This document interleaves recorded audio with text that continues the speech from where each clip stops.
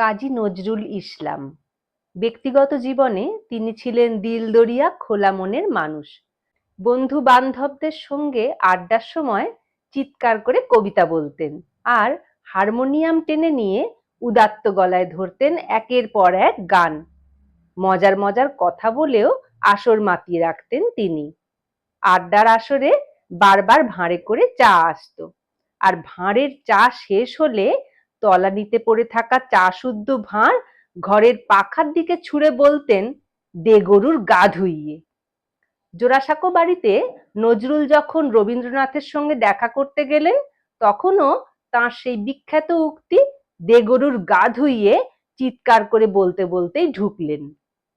কিন্তু শান্তিনিকেতনে যখন রবীন্দ্রনাথের সাথে দেখা করতে গেলেন, তখন ঢুকলেন চুপি চুপি। রবীন্দ্রনাথ দেহলির বারান্দায় বসেছিলেন। নিঃশব্দে তাঁর পায়ের কাছে বসে পা টিপতে লেগে গেলেন নজরুল। রবীন্দ্রনাথের তখন একটু তন্দ্রা মতো এসে গেছিল। হঠাৎ চমকে উঠে তারস্বরে চেঁচিয়ে বললেন, ওরে ছাড় ছাড়, আমার হাড়গোড় ভেঙে গেল। চিৎকারটা বোধহয় একটু জোরেই হয়ে গিয়েছিল। দু একজন ছুটে এসেছিল তখন। অপ্রস্তুতের এক শেষ। একটু সরে বসলেন নজরুল। রবীন্দ্রনাথ বললেন, নজরুল, তুমি মাঝে মাঝে কি যে করো। নজরুল মুখ ভার করে মাথা নামিয়ে বললেন, গুরুদেব, মাঝে মাঝে কি ইচ্ছে হয় জানেন? কি?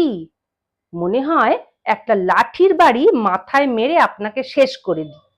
সে কি? কেন কেন? তাহলে আপনার পাশাপাশি চিরকাল লোকে আমারও নাম করবে, আমার ছবি ও আপনার ছবি পাশাপাশি ছাপা হবে। কি সর্বনাশ! ওরে কে আছিস, শিগগির আয়, এ পাগলের অসাধ্য কিছু নেই।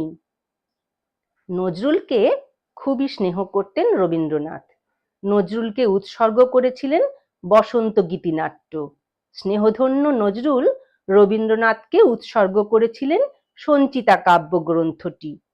কবিগুরু ও নজরুলের স্নেহ প্রীতির অজস্র ঘটনা ছড়িয়ে রয়েছে নানা গ্রন্থে। দুই কবির স্নেহ প্রীতির এক টুকরো ছবি তুলে ধরা হলো।